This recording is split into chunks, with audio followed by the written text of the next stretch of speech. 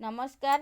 31/3/2024 तारीख बालिकुदा ब्लॉक कृष्णदासपुर पंचायत अधीन सुधागढ़ स्थित जगन्नाथ मंदिर रे मातृकृपा साहित्य संसद सुधागढ़ आनुकूल्य अनुष्ठान षष्ठ वार्षिक वसंत महोत्सव अनुष्ठित हो जायछि।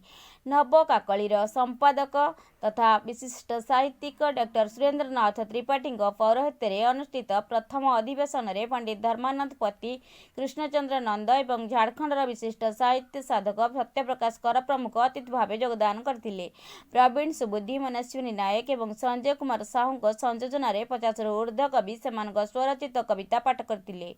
द्वितीय अधिवेशन में संपादिका कल्पना विश्वाल संयोजना तथा हास्य कुमुद संपद रथंक सभापतित्व अनुष्ठित सभा शिक्षाविद शशधर पंडा मुख्य अतिथि, ब्रह्मानंद महांती मुख्य वक्ता, शिशिर कुमार त्रिपाठी, मनोरमा शतपथी एवं प्रशांत कुमार शतपथी अतिथि भाव योगदान करथिले।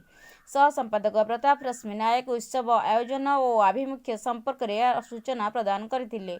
विश्वामित्रा मिश्र अतिथि परिचय प्रदान और स्वागत भाषण देथिले। एही अवसर में 40 जन कवि को संबर्धित करने सह संसदर मुखपत्र साहित्य संपद को लोकार्पित करथिले। सेहीपरि शाश्वत ओडिया प्रतिभा अनुष्ठान तरफरु कवि प्रतिभा को पुरस्कृत करा जायथिला। विद्यालय स्तरीय 3 जन छात्री को पुरस्कृत करा जायथिला। आम गाँ सुनाबहू भावे अनुपमा साहू को संबर्धित करा जायथिला। तृतीय अधिवेशन में सांस्कृतिक कार्यक्रम अनुष्ठित होइथिला।